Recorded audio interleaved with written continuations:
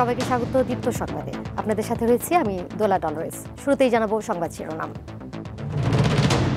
পিলখানা হত্যাকাণ্ডের রাজনৈতিক নেতাদের সংশ্লিষ্টতা মিলেছে, জানালো স্বাধীন তদন্ত কমিশন। রাষ্ট্রের মূলনীতির বিষয়ে একমত হতে পারছে না দলগুলো, ছাড় দেওয়ার আহ্বান আলী রিয়াজের। সাবেক সিসি হাবিবুল আওয়াল গ্রেপ্তার, অবস্থান পরিবর্তন করায় বেগ পেতে হয়েছে ডিবিকে। শেখ হাসিনার পক্ষ থেকে সরে দাঁড়ালেন আমিনুল গনি, নতুন আইনজীবী আমির হোসেন।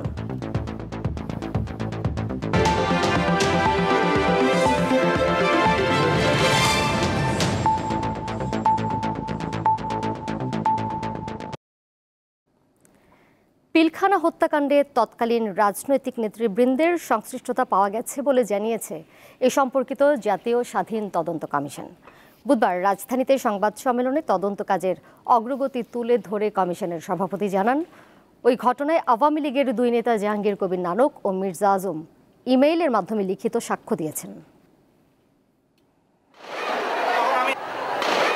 2009 সালের 25 ও 26 ফেব্রুয়ারি ঢাকার পিলখানায় তৎকালীন বিডিআরের 57 জন সেনা কর্মকর্তা সহ মোট 74 জনকে হত্যা করা হয়।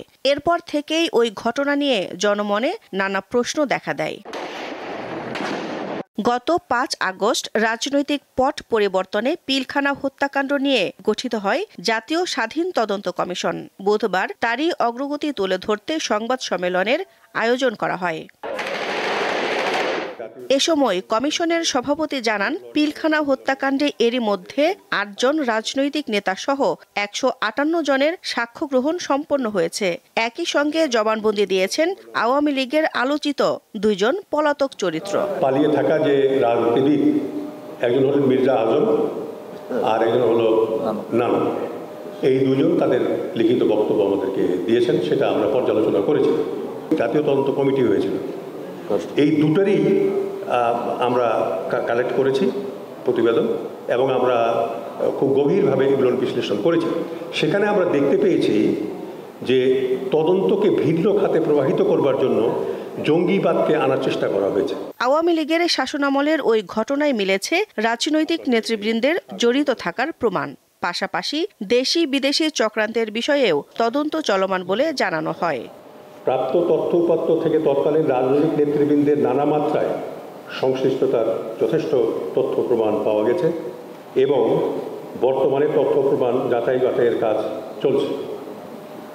25-26 ফেব্রুয়ারি 2009 এ পিলখানায় সংঘটিত এই হত্যাকাণ্ডটি একটি দীর্ঘমেয়াদী ষড়যন্ত্রের ফল হিসেবে কমিশনের কাছে প্রতীয়মান হয়েছে। স্বাধীন তদন্ত কমিশন প্রথমে 3 মাসের জন্য গঠিত হলেও পরে এর মেয়াদ চলতি বছরের 30 জুন পর্যন্ত বাড়ানো হয়। কমিশন সভাপতি জানান, আগামী 30 সেপ্টেম্বর পর্যন্ত চূড়ান্ত তদন্ত প্রতিবেদন দাখিলের মেয়াদ বৃদ্ধির অনুরোধ করা হয়েছে। অফিসারদের খুঁজে খুঁজে হত্যা করা ছাড়াও। দিলশা দানি, দীপ্ত সংবাদ, ঢাকা। রাষ্ট্রীয় মূলনীতি নিয়ে এখনও ঐক্যমত্যে পৌঁছায়নি রাজনৈতিক দলগুলো। অন্যদিকে কমিশনের দেওয়া জাতীয় সাংবিধানিক কাউন্সিলের পরিবর্তে সাংবিধানিক ও সংবিধিবদ্ধ প্রতিষ্ঠানের নিয়োগ কমিটির প্রস্তাবেও সব রাজনৈতিক দল একমত নয়। আগামী সপ্তাহে এ বিষয়ে আরও আলোচনা হওয়ার পর সিদ্ধান্ত আসতে পারে। রাষ্ট্রীয় নানাবিধ বিষয়ে সংস্কার নিয়ে দ্বিতীয় দফায় আলোচনায় বসে ঐক্যমত্য কমিশন। বুধবার রাজধানীর ফরেন সার্ভিস একাডেমিতে রাষ্ট্রীয় 4 মূলনীতি, প্রধানমন্ত্রীর মেয়াদ ও এনসিসির পরিবর্তন নিয়ে আলোচনায় বসে রাজনৈতিক দলগুলো। আলোচনায় 4 মূলনীতি, জাতীয়তাবাদ, সমাজতন্ত্র, গণতন্ত্র ও ধর্মনিরপেক্ষতার মধ্যে জাতীয়তাবাদ ও গণতন্ত্র নিয়ে তেমন বিরোধ না থাকলেও সমাজতন্ত্র ও ধর্মনিরপেক্ষতা নিয়ে দ্বিমত রয়েছে ডান ও বাম দলগুলোর। ঐক্যমত্য কমিশনের সহসভাপতি ডক্টর আলী রিয়াজ জানান, এনসিসির কাঠামোগত পরিবর্তনে প্রধানমন্ত্রী, বিরোধী দলীয় নেতা, 2 কক্ষের স্পিকার, রাষ্ট্রপতি এবং প্রধান বিচারপতির প্রতিনিধি সদস্য থাকবেন।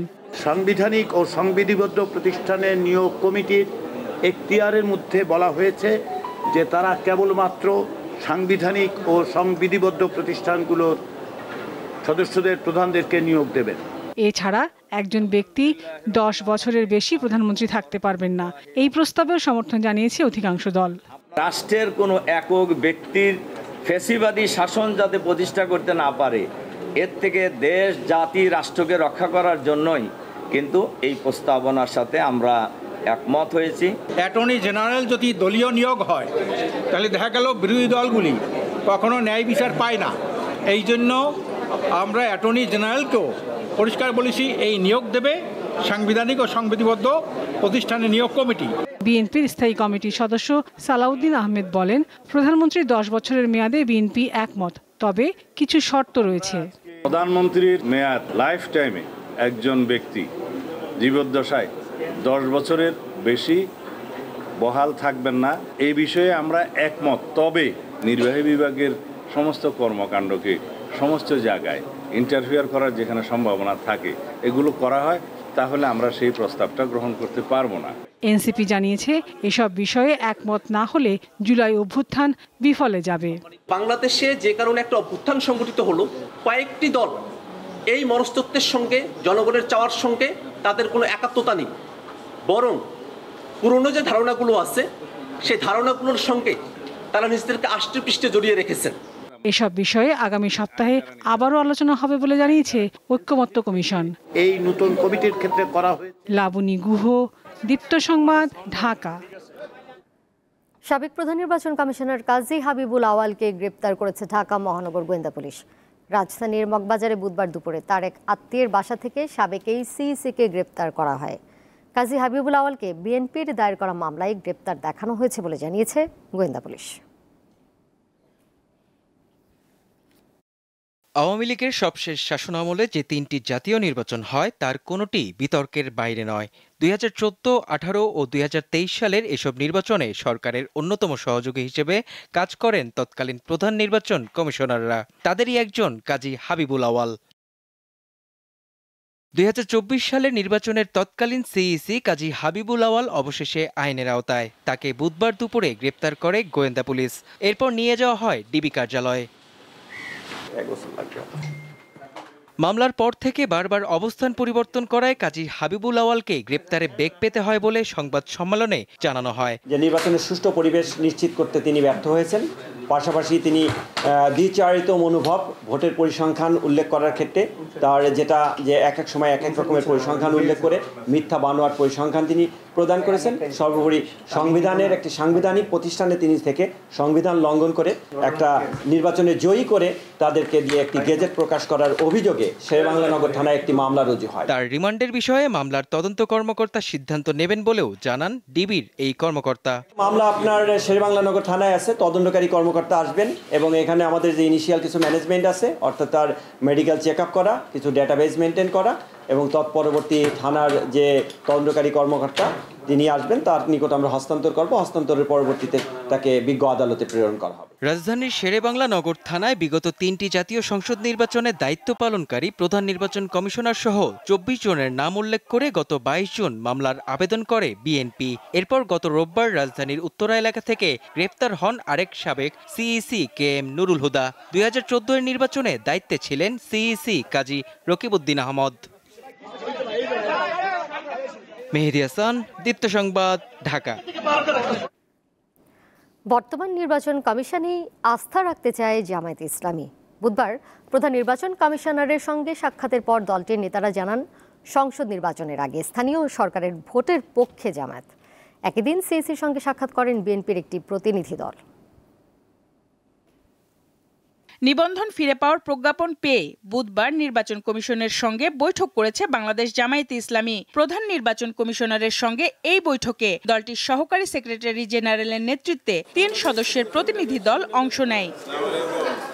বৈঠকে সংখ্যানুপাতিক প্রতিনিধিত্ব পদ্ধতি, অনলাইনে ভোট, প্রবাসী ভোট ও স্থানীয় সরকার নির্বাচন নিয়ে নিজেদের অবস্থান তুলে ধরে জামায়াত। পরে ব্রিফিংয়ে দলের সহকারী সেক্রেটারি জেনারেল জানান, বিগত সরকারের আমলে অন্যায়ভাবে জামায়াতের নিবন্ধন বাতিল করা হয়। পলিটিক্যাল ব্যাড ইন্টেনশন থেকে জামায়াতের নিবন্ধন বাতিল করা হয়েছিল। পরবর্তীতে দাড়িপাল্লা যে প্রতীক, আমাদের দলীয় প্রতীক, সেটাও এই নিবন্ধনের সাথে যুক্ত করে আমাদের প্রতীক কেড়ে নেওয়া হয়েছিল।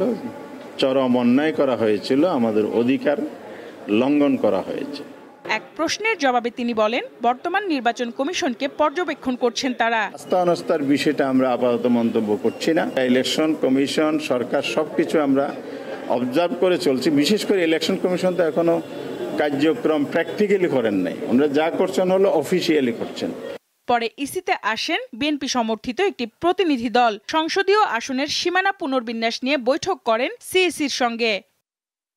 সঞ্জিতা প্লাবনী, দীপ্ত সংবাদ, ঢাকা। বিতর্ক ওঠায় সাবেক প্রধানমন্ত্রী শেখ হাসিনার পক্ষে রাষ্ট্র নিযুক্ত আইনজীবী আমিনুল গনি টিটুকে সরিয়ে দিয়েছে আন্তর্জাতিক অপরাধ ট্রাইব্যুনাল। নতুন আইনজীবী হিসেবে আমির হোসেনকে নিয়োগ দেওয়া হয়েছে। বুধবার ট্রাইব্যুনালের চেয়ারম্যান বিচারপতি গোলাম মর্তুজা মজুমদারের নেতৃত্বাধীন 3 সদস্যের বেঞ্চ এই আদেশ দেন। গাইবান্ধার এক আওয়ামী লীগ নেতার সঙ্গে টেলিফোনে বিতর্কিত আলাপের অভিযোগে শেখ হাসিনা সহ 2 জনের বিরুদ্ধে আদালত অবমাননার অভিযোগ আনে প্রসিকিউশন। ওই ফোন আলাপের ফরেনসিক পরীক্ষাতেও প্রমাণ মেলে ঘটনার সত্যতার। পলাতক থাকায় মামলার শুনানিতেও উপস্থিত হননি শেখ হাসিনা, কিন্তু সুষ্ঠু বিচারের স্বার্থে ট্রাইব্যুনাল থেকে স্টেট ডিফেন্স নিয়োগের সিদ্ধান্ত হয়। এতে প্রথমে নিয়োগ দেয়া হয় আইনজীবী আমিনুল গনি টিটুকে, কিন্তু গত 5 আগস্ট শেখ হাসিনার বিচার চেয়ে সামাজিক যোগাযোগ মাধ্যমে স্ট্যাটাস দেন এই আইনজীবী। তাই নৈতিকতার প্রশ্নে বুধবার তাকে শুনানি করা থেকে বিরত রাখে আন্তর্জাতিক অপরাধ ট্রাইব্যুনাল 1। কন্টেম্পট পিটিশন এটা হিয়ারিং করবার জন্য আমি প্রস্তুতি নিয়ে এসেছিলাম, যেহেতু কোর্ট থেকে এটা প্রশ্নটা উত্থাপিত হয় যে কনফ্লিক্ট অফ ইন্টারেস্টের কথা, সে বিবেচনা করে, এথিক্যাল দিক বিবেচনা করে আজকে আমাকে প্রত্যাহার করেছি। এ প্রসঙ্গে প্রসিকিউটর জানান, শেখ হাসিনার নতুন আইনজীবী হিসেবে নিয়োগ পেয়েছেন আমির হোসেন। মানবতা বিরোধী অপরাধের মামলায়ও শেখ হাসিনার পক্ষে লড়বেন রাষ্ট্রীয় খরচে নিয়োগ পাওয়া সাবেক এই পাবলিক প্রসিকিউটর। উনি ট্রাইব্যুনালের কাছে এই মামলায় থেকে নিজেকে প্রত্যাহারের আবেদন করেছেন। ট্রাইব্যুনালে তার এই মৌখিক আবেদন মঞ্জুর করে এই মামলায় স্টেট ডিফেন্স থেকে তাকে প্রত্যাহার করিয়ে অ্যাডভোকেট জনাব আমির হোসেনকে এই মামলায় নতুন করে স্টেট ডিফেন্স হিসেবে এঙ্গেজ করেছে। একই মামলায় নিযুক্ত অ্যামিকাস কিউরি AY মশিউজ্জামানকে প্রস্তুতির জন্য 1 সপ্তাহ সময় দিয়েছে ট্রাইব্যুনাল। পরবর্তী শুনানি হবে 2 জুলাই। মাহিদুর রহমান, দীপ্ত সংবাদ, ঢাকা। দেশে প্লাস্টিক ব্যবস্থাপনা ঠিক না থাকায় জীববৈচিত্র্য ধ্বংসের মুখে পড়েছে বলে জানিয়েছেন প্রধান উপদেষ্টা ডক্টর মোহাম্মদ ইউনূস। বলেন, পরিবেশ বিপর্যয়ে প্লাস্টিক এখন হুঙ্কার দিচ্ছে জীবন ধ্বংস করার জন্য। বুধবার রাজধানীর চীনমৈত্রী সম্মেলন কেন্দ্রে বিশ্ব পরিবেশ দিবস ও জাতীয় বৃক্ষরোপণ অভিযান এবং পরিবেশ মেলা ও বৃক্ষ মেলা 2025-এর উদ্বোধনী অনুষ্ঠানে তিনি এই কথা বলেন। জানান, যুদ্ধবিগ্রহ চ্যালেঞ্জ তৈরি করেছে, অন্যদিকে প্রকৃতির সঙ্গে তাল না মিলিয়ে উল্টো পথে চলছে মানুষ। প্রধান উপদেষ্টা বলেন, তরুণ প্রজন্মের অসীম শক্তি জুলাইয়ে দেখেছে সবাই। তরুণরাই নতুন বাংলাদেশ দেখার স্বপ্ন গড়ে তুলেছে, তাই তাদের জলবায়ু মোকাবিলায় এগিয়ে আসার আহ্বান জানান প্রধান উপদেষ্টা। আজকের পৃথিবী নানান রকমের সংকটে জড়িত। যুদ্ধ বিগ্রহ, প্রযুক্তির ব্যাপক প্রসার, অপব্যবহার আমাদের সামনে নানা রকমের চ্যালেঞ্জ সৃষ্টি করেছে। কিন্তু সেই চ্যালেঞ্জটা আমরা এখনো অনেকে উপলব্ধি করতে পারছি না, সেটা হলো প্রকৃতির বিধ্বংসী রূপ। এটা প্রকৃতির দোষ না, এটা আমাদের দোষ।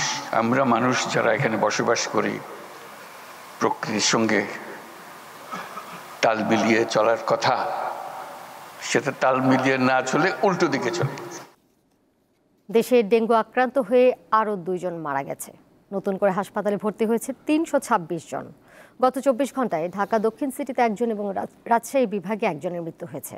চলতি বছর ডেঙ্গুতে রাজশাহী মেডিকেল কলেজ হাসপাতালে এটাই প্রথম মৃত্যু। মৃত ব্যক্তির নাম কবির হোসেন। তিনি চাঁপাইনবাবগঞ্জের গোমস্তাপুর উপজেলার বাসিন্দা।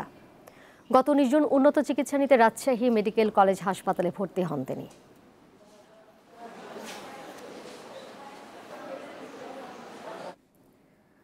বঙ্গোপসাগরে একটি লঘুচাপ সৃষ্টি হয়েছে বলে জানিয়েছে আবহাওয়া অধিদপ্তর। এ কারণে দেশের উপকূলীয় এলাকা সহ বিভিন্ন জায়গায় দমকা বা ঝোড়ো হাওয়া বয়ে যেতে পারে। বিজ্ঞপ্তিতে বলা হয়েছে, উত্তর পশ্চিম বঙ্গোপসাগর এবং তৎসংলগ্ন এলাকায় একটি লঘুচাপ সৃষ্টি হয়েছে। এর প্রভাবে উত্তর বঙ্গোপসাগর বায়ুচাপের তারতম্যের আধিক্য বিরাজ করছে এবং উত্তর বঙ্গোপসাগর, বাংলাদেশের উপকূলীয় এলাকা এবং সমুদ্র বন্দরগুলোর উপর দিয়ে দমকা বা ঝোড়ো হাওয়া বয়ে যেতে পারে। এই জন্য চট্টগ্রাম, কক্সবাজার, মোংলা ও পায়রা সমুদ্র বন্দরগুলোয় 3 নম্বর স্থানীয় সতর্ক সংকেত দেখাতে বলা হয়েছে।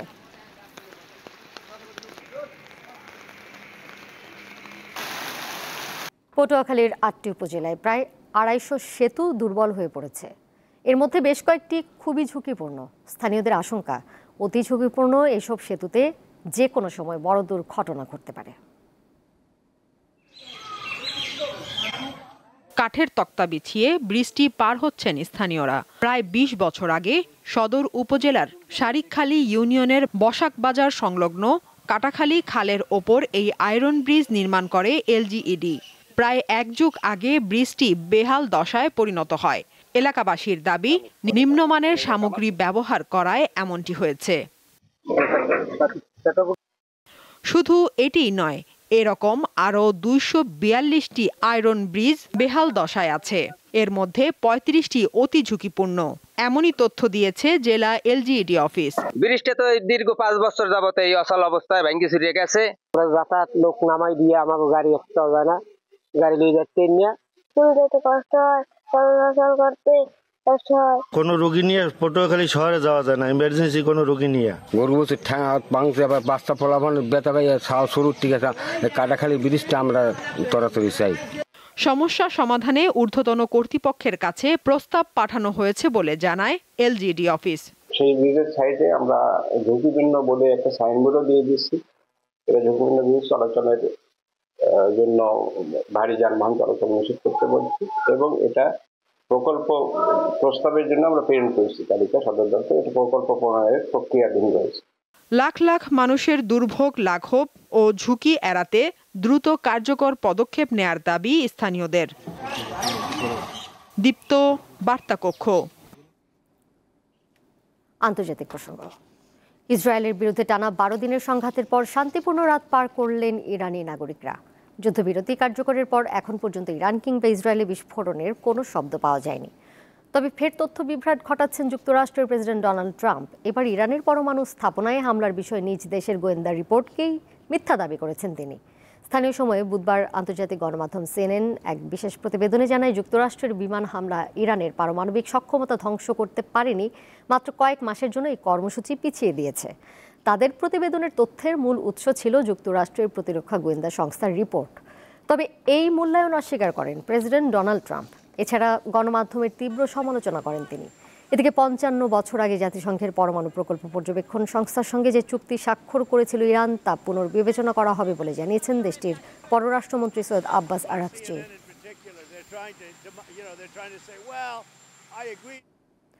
নেটো সম্মেলনের দ্বিতীয় দিনেও গুরুত্বপূর্ণ ভূ রাজনৈতিক ইস্যুগুলোর মধ্যে সবচেয়ে বেশি গুরুত্ব পেয়েছে মধ্যপ্রাচ্য সংকট। নেদারল্যান্ডসে আয়োজিত এই সম্মেলনে বুধবার মার্কিন প্রেসিডেন্ট ডোনাল্ড ট্রাম্প এবং সদ্য দায়িত্ব নেওয়া নেটো মহাসচিব মার্ক রুটে একটি যৌথ সাংবাদিক সম্মেলনে বক্তব্য দেন। নেটোর প্রতিরক্ষা বাড়ানো নিয়ে মার্কিন প্রেসিডেন্ট ডোনাল্ড ট্রাম্প এতদিন যে দাবি জানিয়ে আসছিলেন, তা মেনে নিয়েছে অন্য সদস্য দেশগুলো। ২০৩৫ সাল পর্যন্ত প্রতি বছর নিজেদের জিডিপির ৫% প্রতিরক্ষায় ব্যয়ের প্রতিশ্রুতি দিয়েছেন দেশগুলোর নেতারা। বিপরীতে মিত্রদের নিরাপত্তার ব্যাপারে আশ্বস্ত করেছেন ট্রাম্প।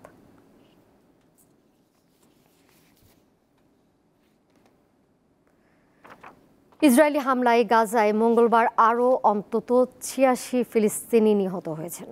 এতে উপত্যকাটিতে নিহতের সংখ্যা ৫৬,০০০ ছাড়িয়ে গেছে। সংবাদ মাধ্যম আল জাজিরা জানায়, মঙ্গলবার সকালে গাজার অবরুদ্ধ এলাকায় খাদ্য ও সহায়তা সংগ্রহ করতে আসা সাধারণ মানুষের ওপর ইসরায়েলি বাহিনী ভয়াবহ হামলা চালালে এ হতাহতের ঘটনা ঘটে। রাফাতেই ২৭ জনকে গুলি করে হত্যা করা হয়, যারা খাদ্যের জন্য সহায়তা কেন্দ্রে যাচ্ছিলেন।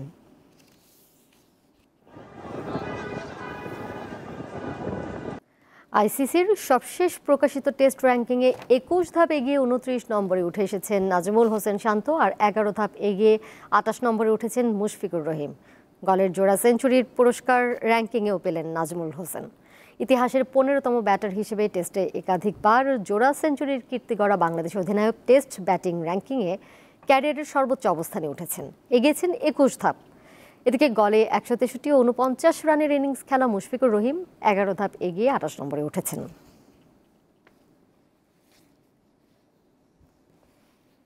৩ ম্যাচের টি-20 সিরিজ খেলতে আগামী মাসে বাংলাদেশে আসছে পাকিস্তান। এই সিরিজের জন্য আজ চূড়ান্ত সূচি প্রকাশ করেছে বাংলাদেশ ক্রিকেট বোর্ড। চলতি মাসে পাকিস্তানের মাটিতে টি-20 সিরিজ খেলে এসেছে বাংলাদেশ দল। ফিরতে লেগে এবার 3 ম্যাচের টি-20 সিরিজ খেলতে ঢাকায় আসবে তারা। সূচি অনুযায়ী আগামী 16 জুলাই ঢাকায় পা রাখবে পাকিস্তান দল। সিরিজের প্রথম ম্যাচ হবে 20 জুলাই, দ্বিতীয় তৃতীয় ম্যাচ মাঠে করাবে যথাক্রমে 22 ও 24 জুলাই। সবকটি ম্যাচই হবে মিরপুর শেরে বাংলা জাতীয় ক্রিকেট স্টেডিয়ামে। ম্যাচগুলো শুরু হবে স্থানীয় সময় সন্ধ্যা 6টায়।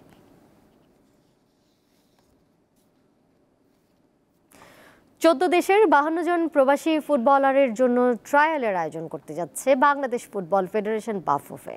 28, 29 ও 30 জুন জাতীয় স্টেডিয়ামে যুক্তরাজ্য, যুক্তরাষ্ট্র, Sweden, Canada, Finland, Belgium, Wales, Italy, Malaysia, Estonia, Spain, Australia, Ireland, অস্ট্রিয়ায় থাকা প্রবাসীরা ট্রায়ালে অংশ নেবেন। ট্রায়ালে সারা পড়েছে যুক্তরাজ্য থেকে সবচেয়ে বেশি, সেখান থেকে নিবন্ধন করেছেন 20 ফুটবলার। দ্বিতীয় সর্বোচ্চ 14 ফুটবলারের নাম লিখিয়েছেন যুক্তরাষ্ট্র থেকে। সুইডেন থেকে 5 এবং কানাডা থেকে 2 ফুটবলার দেবেন ট্রায়াল। বাকি দেশগুলো থেকে একজন করে ট্রায়ালে অংশ নেবেন। দেশের ফুটবল ইতিহাসে এই প্রথম 50 বিদেশি ট্রায়াল দিচ্ছেন।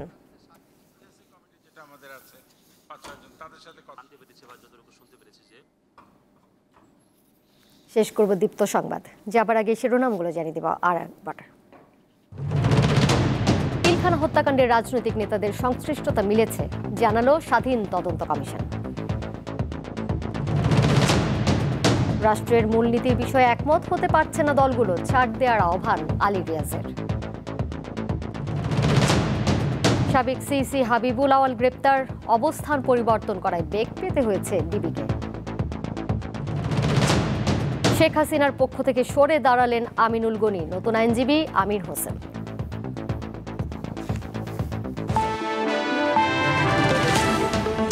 আর এই ছিল এখনকার মতো। এর সাথে বিদায় নিচ্ছি আমি দোলা ডলার্স। আরও তথ্য এবং বিনোদনের নানা খবর জানতে যুক্ত থাকুন দীপ্ত ডিজিটাল প্ল্যাটফর্মে। ধন্যবাদ সবাইকে।